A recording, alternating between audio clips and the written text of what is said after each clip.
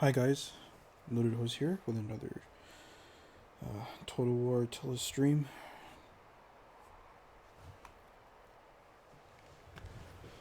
Honestly, I'm not sure if doing this now is such a good idea. I was gonna wait until February, but I just had the idea of just doing a stream talking about Attila. Sorry, I'm just quickly checking my stream, making sure everything's okay.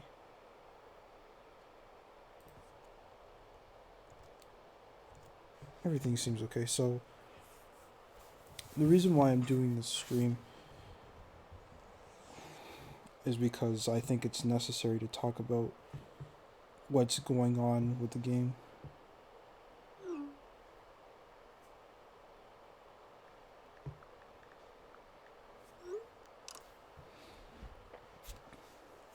Sorry about that. I think it's necessary to talk about where the game's headed. Like it's already dead. If I go to multiplayer right now, it's dead. You know, go to full games, there's nothing. Passworded games, just two. But they're both games you can't even join anyway because they're modded. I think people have known this for years, maybe ever since the Slavs came out in 2016.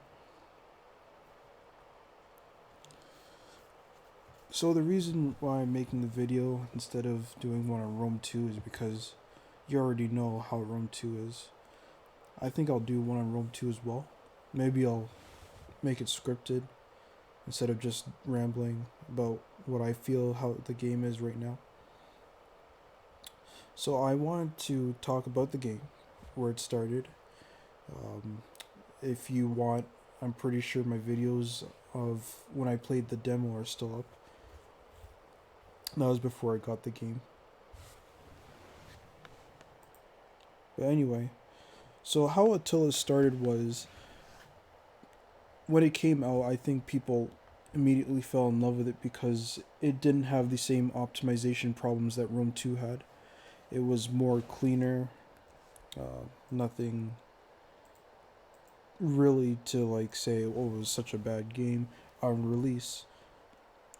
One thing I will say though is that even though it was better optimized, I think like the the fact that it's more cavalry oriented and how um, the creative assembly just put the same or similar mechanics regarding cavalry into Attila. I think that was a huge problem on release. I don't know if my previous videos showed that, but I'm pretty sure if that I did use the same tactics with cavalry in Rome 2 that I did in Attila. And the reason for that was because I didn't really know Attila. That's what I do with every game. When I bought Attila, I realized quickly from how many of my cav units were dying so quickly that they had changed the mechanics of how you pull out. So to me, that just means that they actually did um, have the same mechanics in Rome 2 in Attila. When it comes to infantry, infantry have the same uses. However, it's not an infantry dominated game, obviously. Skirmishers are less accurate, but they do somewhat more damage. I think the trade off does favor the damage, but it doesn't feel like that because of the armor and health of units. Had it not been for the armor health, I think people would notice that the damage is much better in Attila than it is in Rome 2. I think, though, that in Age of Charlemagne, it really did a good job emphasizing that because all of the armor and health units for most of the units are consistent. The only exception are berserkers, of course, and cavalry. So, I was just looking through some reviews, and none of them really stand out. I have to go. I wanted to find like early reviews, but I can't bother. But one thing is consistent. One thing that is consistent with reviews on Steam is that it's a very good survival slash horde game where your goal is essentially to survive, regardless of which faction you're playing as. And that's obviously different than the previous games, with the exception of Napoleon Total War's Peninsular campaign, where France literally has to survive. But yeah, so like the difference between Rome 2 and Attila, of course, is the survival aspect.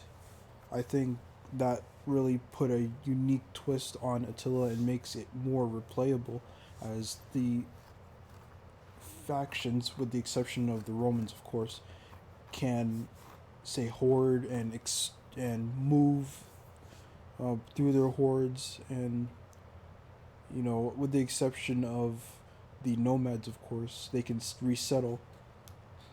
They can raise and resettle. I think the fact that any faction can raise a settlement instead of like just looting it and keeping it, as was the problem with the the civilized factions in Rome 2. I think that made it much more unique. Like as the Romans, you didn't have to. As the Romans, you don't have to occupy a settlement. You can loot a settlement and leave. The problem with that in Rome 2 was that you couldn't do that as a civilized faction. You had to loot it and occupy it. And that's. Or you could raise it, but in Attila, you raise it and it's gone. The settlement's gone, it's desolate. It could be resettled, but I think that it really depends. Like, we all know now that the Slavs are the best at doing that. And that's another thing I will talk about later, hopefully. Just how the final DLC factions really helped kind of like end the loop of Total War Attila. But I think that it was pretty good on CA's part to have that function where you can raise and leave and not have to hold on to the settlement, or you can sack a settlement and not have to occupy it.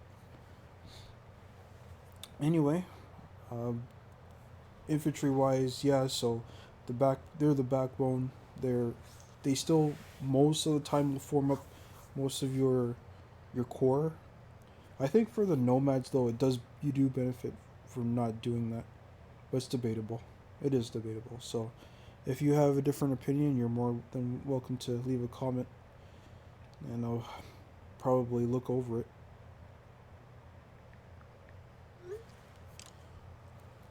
So, from a release date to present day, my biggest gripe was with the um, my biggest gripe was with the Viking Forefathers DLC. Not even the Slavs so much. I think the Slavs are a close second, but my biggest issue with the nomad the Viking Forefathers is the Danes.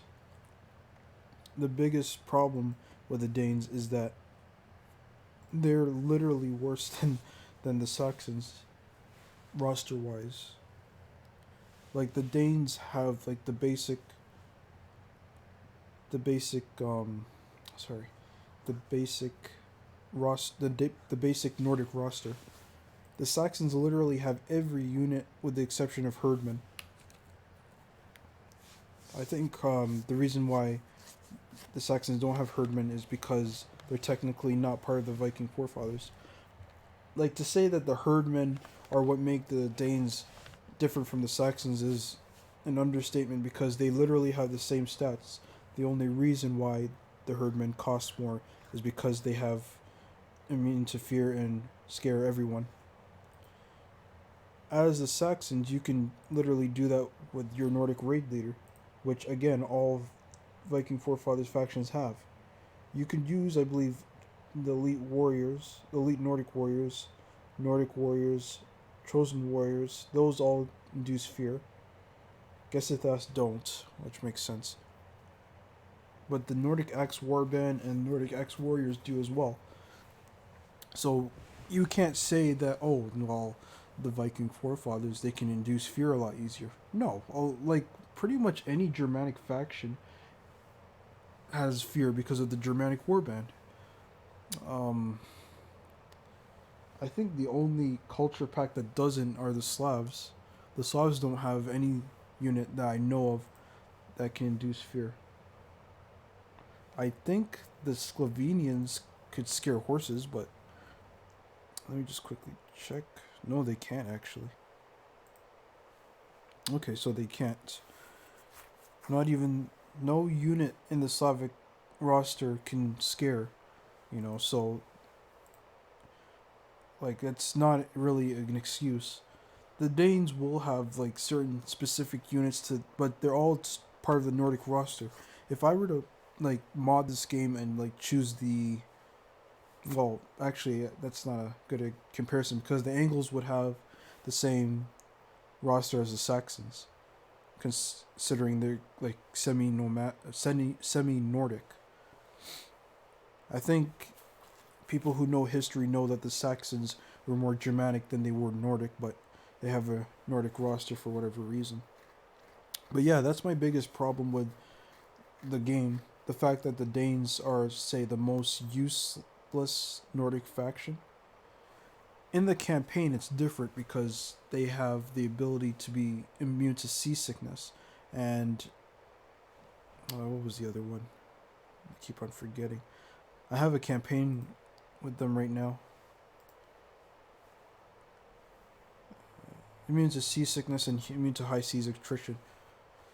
So they can like say fight as an army on the sea and be fine, whereas other factions can't. The Jutes and the Danes, the Jutes and the Geats rather cannot, as you can see. However, the Geats are immune to snow attrition, which I feel is more invaluable and if you're more of a land fighter like myself. One thing I will say though is that I wish like they had a patch designed for like factions like this. Like there's so many buggy or units that shouldn't have the stats that they have. Like I will get into that later most likely, but the Danes really need a unit, a faction specific unit. Like they don't have any. The Saxons do. They have Saxon Mounted Warband. They'll have Heroic Cav. They'll have Saxon Lancers. In fact, they're the only Nordic faction that has Shock Cav, which, again, it wouldn't be a big deal, but because the Jutes have Huscarls and Royal Huscarls, but the Geats have Thrall Spearmen and Thrall Skirmishers. Thrall Skirmishers, I think, are somewhat useful. Quickly go into them for like a minute. That's odd. Oh, sorry. Here we go. I didn't even notice that they had that was on the Saxons. So, but yeah, where are they? Yeah, they have Thrall Skirmishers. Now, as the Nords, if I'm correct, oh no, every faction does. So, they have two faction specific units though. I know that much. Just give me a second. I know it's Thrall Spearman and then something. Oh, here it is. Thrall Spears and Thrall Spearmen. So Thrall Spears are like better on the defensive, and that's something you'll need when you're outnumbered. But not having the offensive stats does put a bad taste in my mouth, to be honest. And of course, they do have less armor, which is problematic when you're dealing with skirmishers. I think people who know Attila know that armor, it really is important when it comes to survivability. The Romans are a good example of this, but I'm going off track. So they have two faction specific units. The Jutes have two faction specific units. Huscarls, Royal Huscarls. But then what did the Danes have? Like, what point is playing the Danes in multiplayer? Do you know what I'm saying?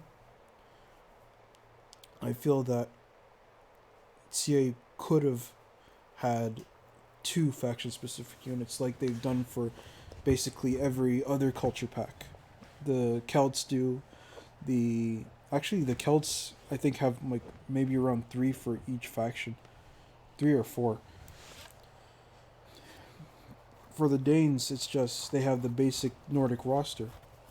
Yes, they have like say a few units here and there that are different from the the Saxons, but look at where their melee roster ends. Chosen Warriors. What do the Saxons have? Chosen Warriors, Gesithas. Both cost the same, but they both play different roles. Gesithas are really good at dealing with infantry early on, and they have the defensive power and the health to survive like tanking engagements. That's really dangerous to say the Romans. Chosen Warriors are of course the opposite, where they're more offensive, but they lack the defense and health. They're still good, but to expect them to like say hold the line in the same way, they would get more kills consistently than Gesethas, but they would also probably die off, and so there's that equilibrium problem. So yeah, like that's still my biggest gripe with Total War Attila, the fact that you could literally play as the Saxons and just be at a better position than the Danes. My second biggest problem is, of course, shock cavalry. I think I've mentioned this a bunch of times. I've mentioned it in a lot of my Attila videos. The most dangerous shock cav faction overall would probably be the Sassanids, as they literally rely on them for anti-cavalry measures. The only unit that in their melee cav roster that could deal with other melee cavalry is the Persian mounted warriors. Lakhmid scouts have swords, Persian scouts have swords, and then these other three are camels that have axes. Actually, I think the camel Klibinari have maces. No, they have axes too. But in any case, the Sassanids like rely on their shock cav. Okay, not a big deal. But remember that shock cav are different in Attila, as cavalry are also dominant in Attila rather than Rome 2. Not only that, but like the charge bonuses are universally the same, but they also add the armor on them. Now in Rome 2, no shock cav that I know of has a shield. In Attila, it's different. They do have shields. I think I did a test once where I tried to see if a single horse cav unit could take down the Gian Aspar. And it turns out that they can't. It's close, but like the Gian Aspar will still have like a few men left and will still be able to take out horse cav. In any case, shock cav, like you could like cut all of these charge bonuses in half and still have a formidable shock cav unit. Persian cataphracts are like really good early on, especially against like say the White Huns, which is why I used to have a hard time dealing with them and had to trap them on my spears. I think shock cav have really put a dent in most people's minds in Attila because there's a heavy emphasis of using shock cav to counter shock cav, and then once the charge bonuses are used up in say 30 seconds, all you have to do is have a better bonus versus cav to take care of them. Usually, of course, that comes down to spear units, but of course, what happens if the spear unit gets charged and they're not braced? Then you'll end up having a routed spear unit. Most of the time, of course. Now, let's go to the Tanukids, for example. The Tanukids have poor spear infantry. I'm not gonna lie. But look at their shock cav. They have Klibinari, statistically the same as Roman Klibinari, or say Roman expedition Klibinari. It's just that they have bows. I'm pretty sure that the Roman expedition one also has. The Roman expedition does not have, but I think the Eastern Roman Empires does. Where are you? Yeah, they don't. But if I go to like the Eastern Roman Empire, they do. Yeah, so it's designed off of the Eastern Roman Empires. One funny thing though that I want to mention before I go on is that in the campaign, it's actually possible to get the Hetaria Guard as the Tanukids, and that's something that is really interesting because they have no axe units, and so it would have been interesting for the Tanukids to have the Hetaria Guard, but they don't. So it's hit or miss, I guess, with the faction. When it comes to Shakav, it's not as like linear as the Sassanids. Like their Shakav have like really high charge bonuses, especially Amavia's Chosen, which has the highest charge bonus in the game. I think the only reason Sandstorm Lancers are better is because they have Fear, and they also have Scare, which is -9 morale. Stacks really well with the other debuffs. Really useful for early on routes to get a chain reaction. But yeah, like you don't need 301 charge bonus. 150 would be good enough. But you know what? I don't make the rules. It's up to CA whether or not they're going to have a patch anytime soon. I highly doubt there will be one for Attila. It's unfortunate. I'm not even going to go into other shock cav units because it's pretty much the same thing.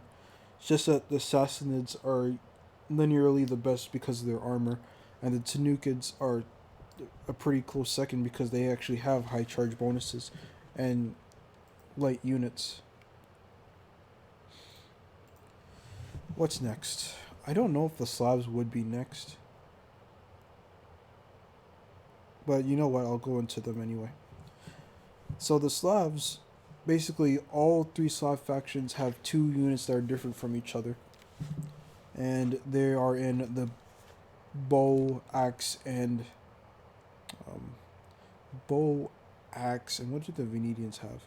Oh, the Venetians have axes too, but their axes are just slightly superior to the other standard axes. And then the Slovenians have anti-cavalry axes. I think it's called the bearded axe. So it's multi-purpose. It's still good against infantry. It'll still have that 10 bonus versus infantry, but it will have a bonus of 20 versus cavalry. My biggest issue with the Slovenians is mostly their poison arrows. I think the poison arrows were brought into the game to like slow down units, but they just outright exhaust them, and then you can't recover from that exhaustion. So, like a lot of the times, they just force you into a late game fight where they can easily win because you're exhausted and they're not. Of course, that is to say, unless there's something that I don't know, like I guess berserkers, they're pretty good.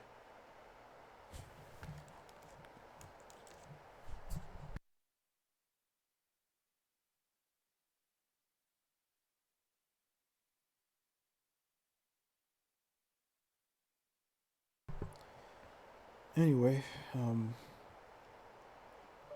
what else? Their skirmisher cav is pretty bad. Like if I'm gonna be honest, like the Celts could easily counter this. Their roster, like their skirmishing roster is poor, like just in general, but it is better than say the Nordic factions, the Norsemen in general.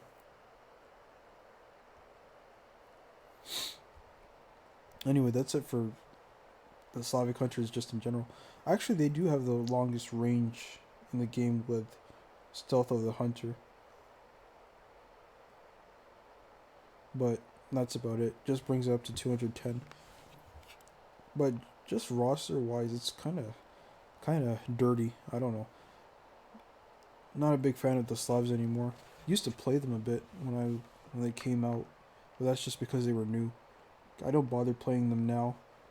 Just well, actually, I probably will have a campaign as the Antians, because they really get some serious buffs if you play them correctly, and you just play them defensively. Like they'll get some serious buffs. My other issue is, of course, with the fact that they share different two units that are different from each faction. They have no melee cav, which I mean is bad, but the fact that they share two units just means that they're literally a copy paste faction like the Nordic factions. Take a look at how the Caledonians are different from the Ebdanians. Where are you? You're always somewhere else. Here you are. These two generals are the same, but then you have two different generals which go along the Caledonians' playstyle, which is archery. The Caledonians are more of a defensive early game faction. The Abdanians are more of a mid game. But the Abdanians focus more on, like, say, powering through. Powering through, like, using heavy skirmishers, powering through with these two defensive units and so on. Like, the Abdanians just have more armor, and then the Picts are, like, more of an offensive faction with their stronger than average sword units. I think it's pretty obvious to say, but that the Celt factions are more diverse. They're more diverse for whatever reason. You know, the Slavs weren't copy paste people. You know, whether or not you want to believe that they were all cheeky breeky, you know, they weren't. They were more. They were somewhat diverse as, like, the Celts or the Norsemen, but in the game they're not. You know, it's kind of odd. It is very weird. So, are there any pluses from when the game was released to now? I think the survivability aspect of the game is what really keeps me coming back.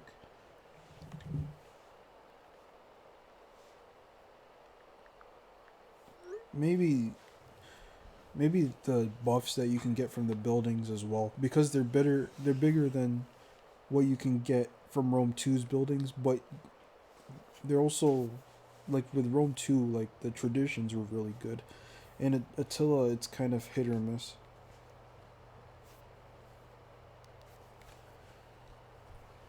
What do I mean with that? What do I mean? Just give me 1 second.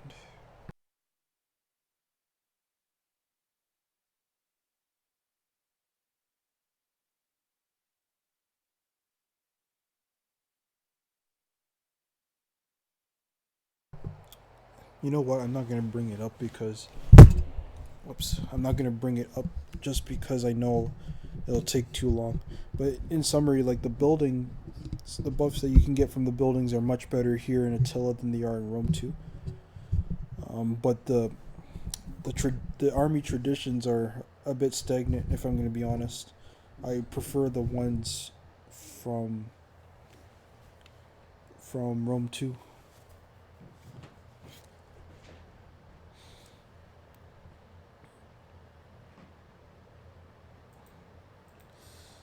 What's next? I think one faction that really grew on me besides the Huns was the Roman expedition.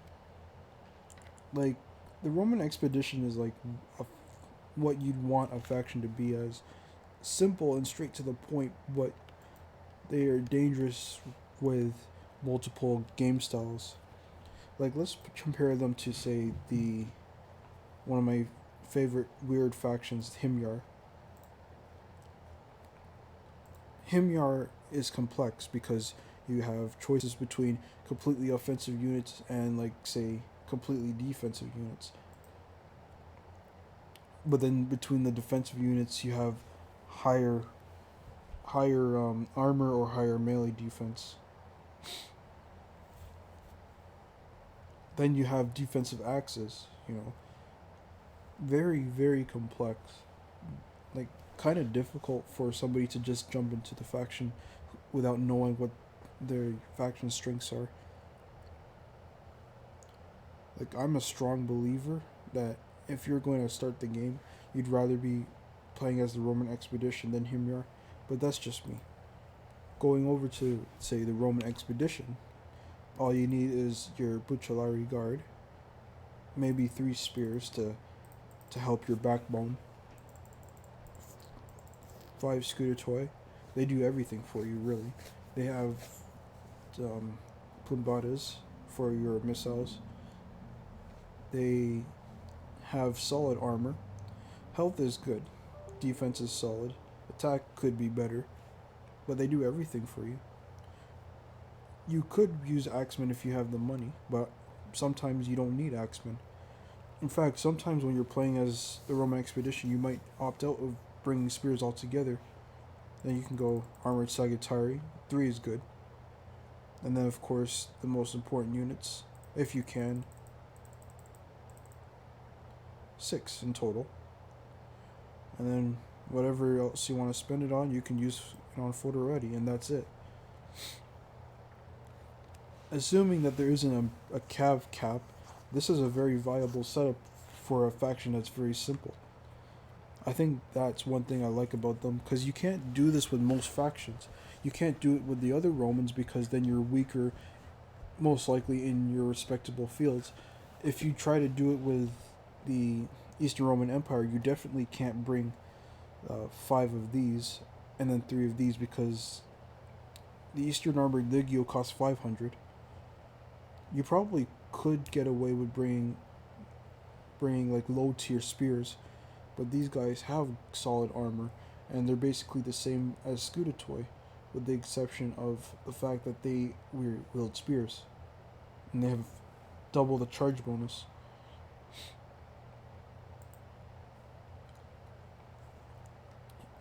Oops, I was not showing the Scudetoi spears. I meant to show you Scudetoi. But yeah, anyway, Plumbadas here. Speed's solid. They're heavy, so they're not as flexible as, say, your Foderati. But they do have more armor than Foderati, so that's good. They also have better staying power, which is necessary in longer engagements, which the Romans are fine with. But if you don't want to do if you want to do like a faster engagement, maybe instead of going for Foderati, you can opt for Scudetoi Axemen. They're viable. They do have better melee defense than Foderati. They just don't have the same weapon damage, and you might end up coming into problems if you're going up against a faction that has excellent melee calves, like say the Eastern Roman Empire. But yeah, like the Roman expedition has just been consistently good.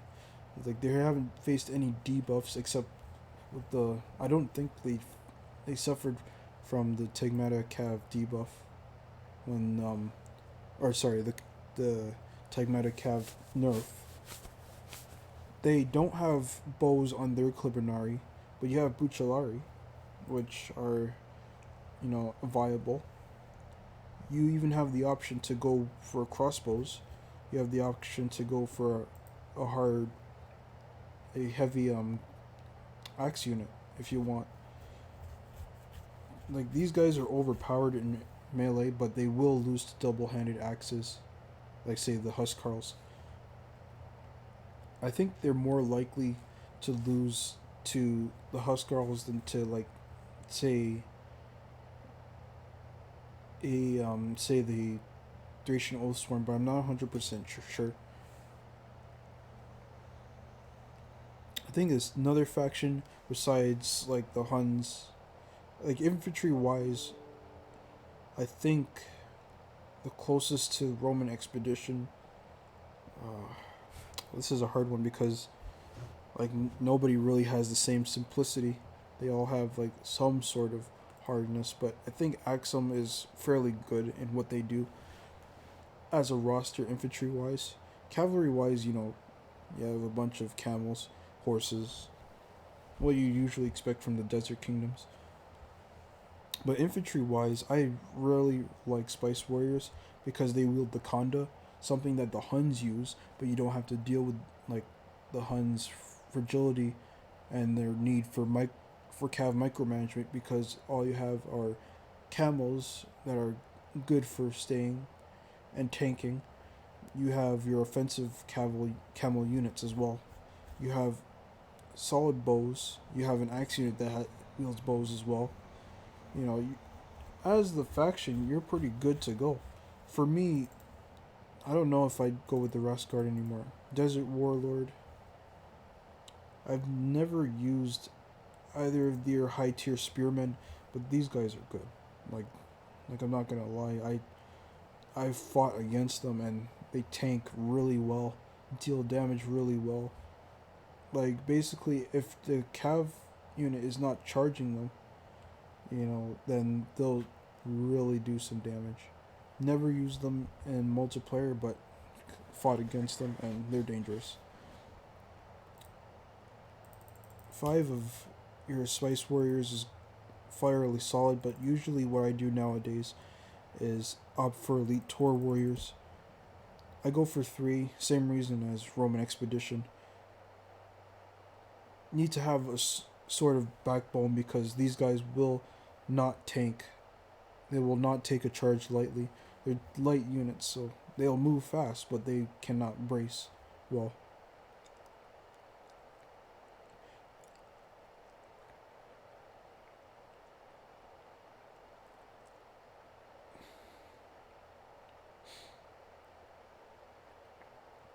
What's next?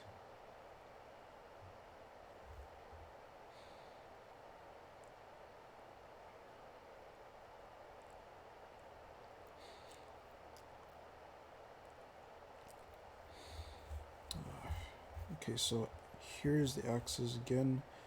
I used to bring 1, and then I'd go for Kushite Shalatai, but it really depends. In any case, really good faction. I'm not gonna go into my roster because I don't have enough time. Let me just quickly wrap this up. I think the Swabians are a really close third because they're again simple. They have really good shock cav, like armor wise. I think I really like their health and armor. Don't use them too much for obvious reasons. I think the only problem with the Swabians is that you can literally get noble Swabi swordsmen with the Vandals and be fine. Just that they don't synergize with the Vandals playstyle, in my opinion. Swabi warriors are also good. Really good in the campaign. I like them. Don't use them when I can upgrade to Swabi champions though. Swabi champions are overpowered. Like imagine fighting a 650 talent unit that has over 100 morale so they won't break, 67 attack, 40 damage. They're essentially berserkers. Oh, and they have raider. So they are supposed to be overpowered, but they cost 650. It's reasonable, honestly. They will lose to like I don't know, heavily armored axe units like say Himyar's own. I'm pretty sure they will. But very good roster, even though the Vandals kind of beat them in every department in some way. So in summary, that's it for the base game. My favorite DLC has been Age of Charlemagne. Age of Charlemagne's rosters are all different. Let me just quickly switch over to them. They're all different. Kingdom of Charlemagne is the best faction because they're the most balanced. Every other faction is somewhat imbalanced. Somewhat. Not too much. Mercia and Westphalia are different. Asturias and the Lombards are different.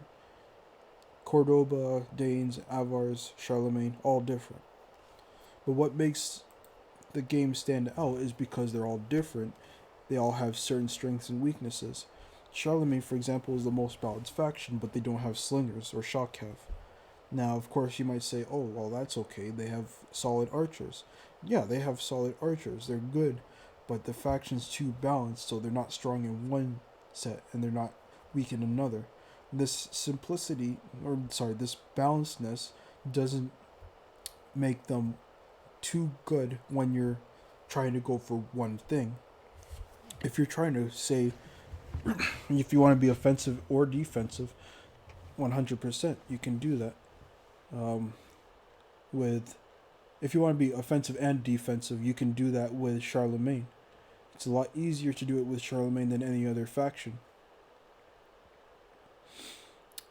What I'm trying to say though is the difference between the Avars and the Danes, for example.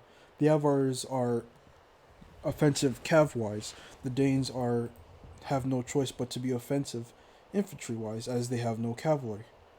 The Avars can run circles around the Danes. I don't think I need to explain that really much. I think people have been saying that for like years. Anyway, guys, I'll be right back. I'm gonna try to look up something about the other factions.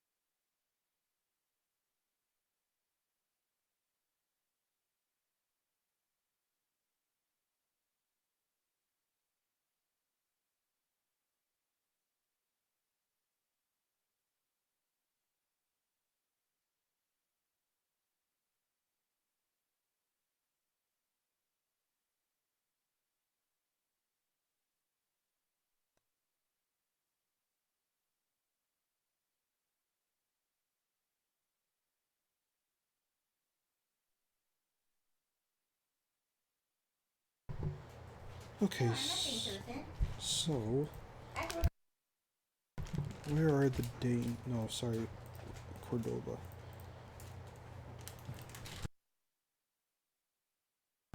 Here we are. So, like, with the difference with, say, Cordoba and Lombards, just had to quickly look about the Cordoba to see if there's any other patches, like for Age of Charlemagne in general. There were none. So everything that came with Age of Charlemagne still been there. I think the only difference is like say the that one patch for War Weariness, which really changed all of my games. So like the Cordobans are like more experienced across the board than say Charlemagne, but you pay for that. You pay for the 72 defense, which you would usually get for like an elite unit. Also, they don't have elite melee units, but neither does Charlemagne.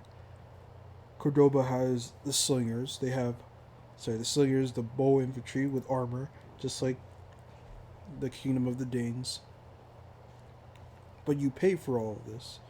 You want the good stuff, you gotta pay for it.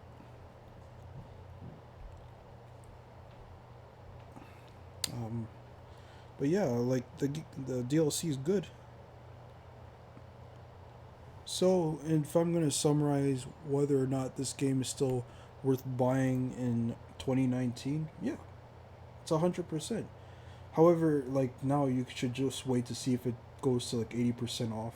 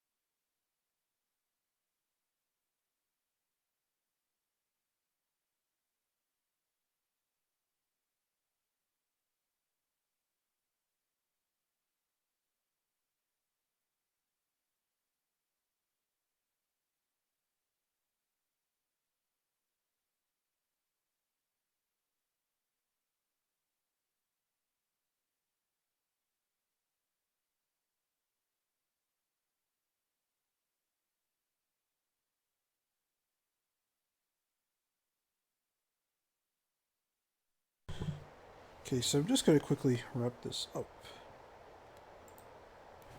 and then I'll be on my way. So overall, like the game itself has changed, but the core mechanics are the same from when it came in. Not like the same from Rome 2, but it's a good game. Not it's broken though. It definitely is broken. The nobody plays multiplayer, so if you're gonna buy the game, just buy it if you want to play single player. Uh, buy yeah, get Age of Charlemagne for sure. Age of Charlemagne is definitely worth it. And yeah, that's all I'd recommend. I'm gonna see if I can quickly finish this stream with the legendary. Probably lose, but that's okay. I don't mind losing on stream. I just realized that they have 5 Herculeani Signoras. I don't think they usually have 5. I thought it was like 3. Do they like bring one up with every difficulty? You don't need to see that.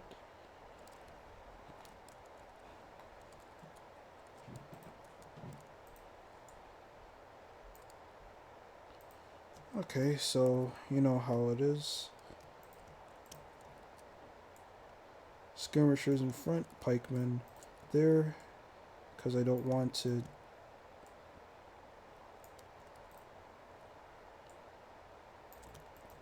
I'll probably have to be more defensive because of how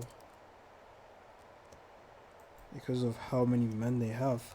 I know I'm being helped, but still. Where's my spears? Do I only have one? I haven't done this in a while and never on legendary.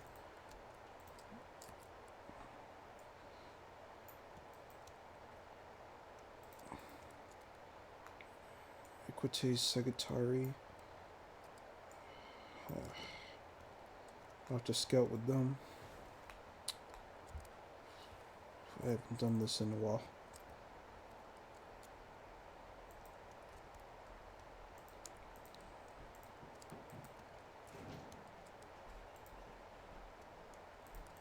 Let me put you here, and then, oops, bunch y'all up.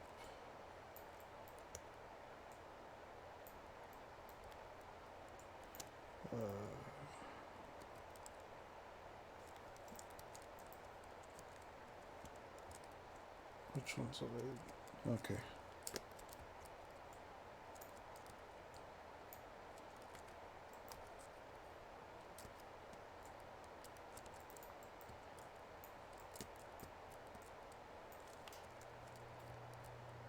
Probably wasn't a good idea on my part, honestly.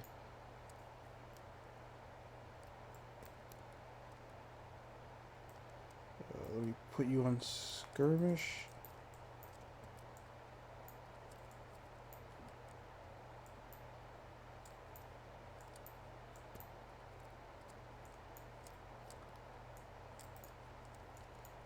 Let's put you back.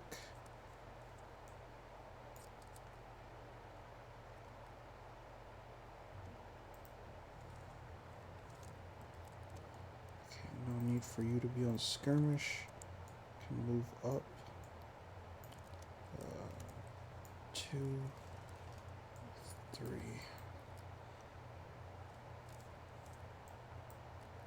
Let's run you back because they're gonna charge, so I have to support. I can't support too much. Pretty sure the Gothic Lancers will lose, but if I can just bait this unit away.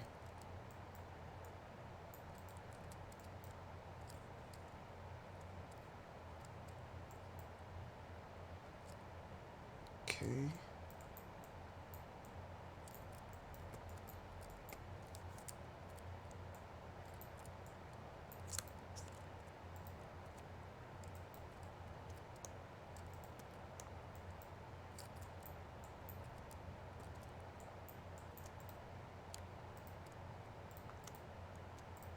Shoot, shoot, shoot, come on.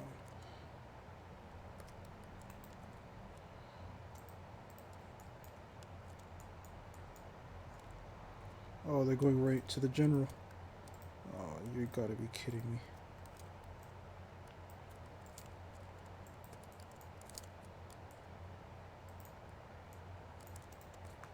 Oh, where's 3?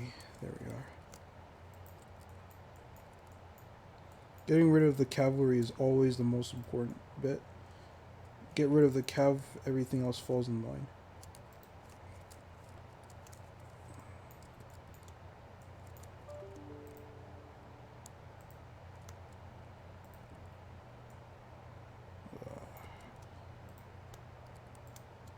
I should be aiming for... Actually, let me keep you back. Where's my... Here you are. Keep on aiming. Only 13 kills. That's pretty bad. Okay. Let's see if I can chase these Ballistari away.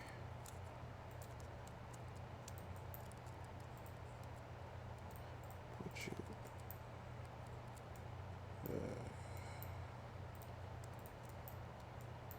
let's see if I can support over here.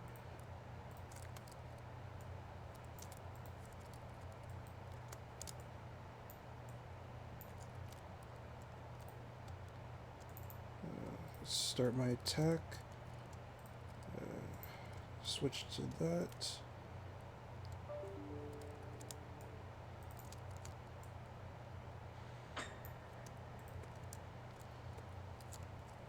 Switch to here. Actually, go for the general.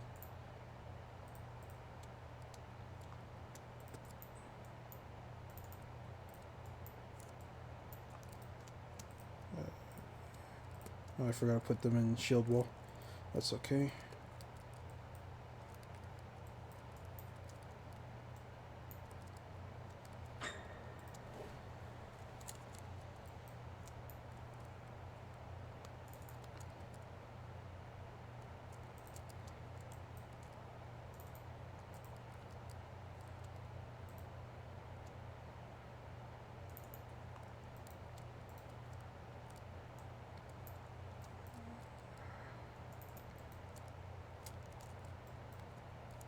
Oh shoot. Okay.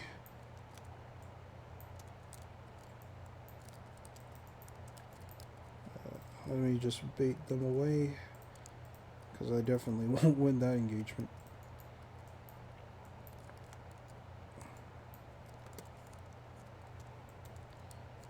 So far, so good.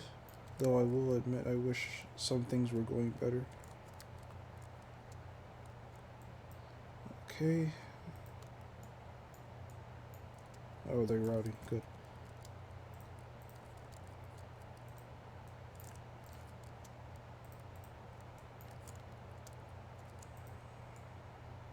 Facing a lot of damage from my own men.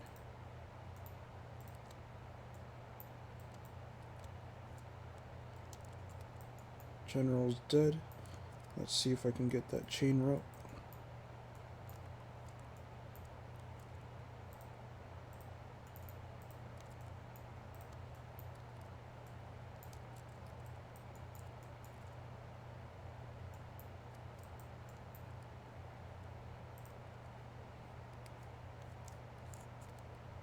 Let me see if I can pull out my cav.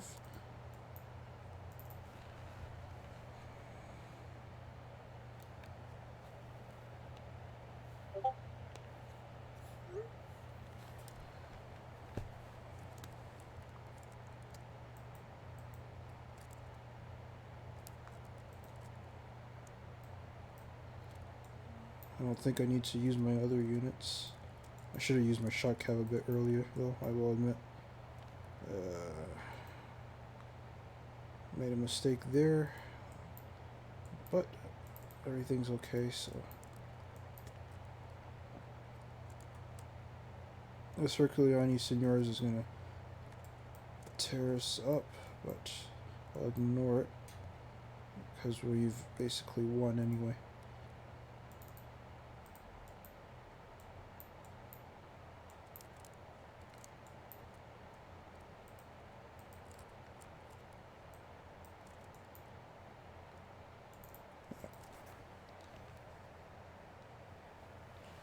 I think that I could have done that a bit better, but whatever.